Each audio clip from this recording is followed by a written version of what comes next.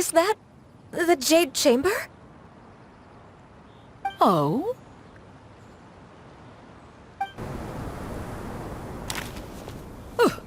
Who dares attempt such a flagrant display of impropriety by releasing a kite into one's territory without one's permission?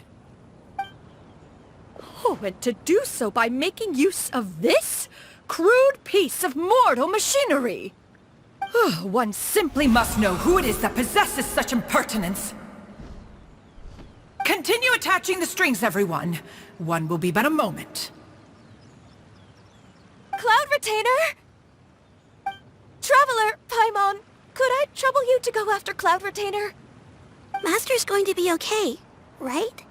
I'm more worried about the person who released the kite.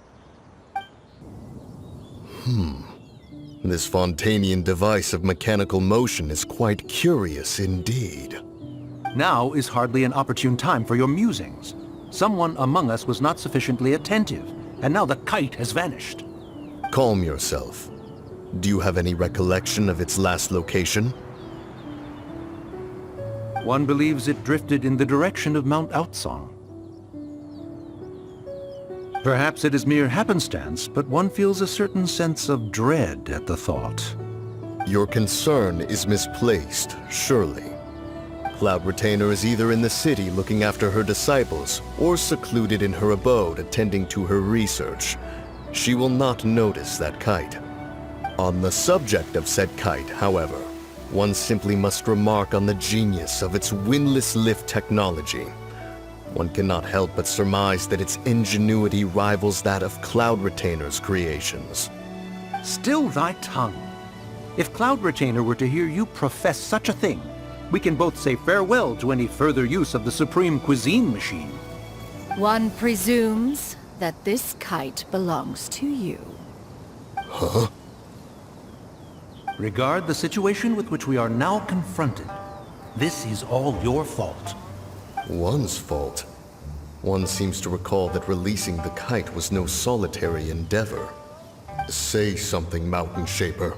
Surely you can think of something to appease her. Further explanation shall only fan the flames of her wrath. It would be better to stay silent and retire at the earliest opportunity. We can hardly avoid her forever. That may suffice during Lantern Rite. But what about the Moon Chase Festival? Sooner or later, she will discover our true identity. Hello? Go retrieve the kite. Absolutely not. You retrieve it. That is not our kite. Oh, so an Adeptus such as oneself is mistaken then? Ah, you're an Adeptus? Please forgive us for any impropriety. I truly possess no inkling of who could have released a kite into your esteemed domain. Pray, who could be responsible for such wanton behavior? Verily, verily, we were but delighting in the surrounding scenery. This locale is home to such exquisite... mint! Well, and if that's all, then we'll just be on our way. We finally caught up. You sure do fly fast in your illuminated bird form, Xianyan. Mooncarver? Mountain Shaper? What are you doing here? You!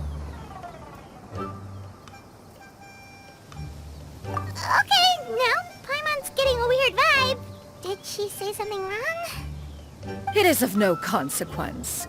Long has one seen through their disguises. One was simply curious as to how long they would keep up the act. Then you are not angry?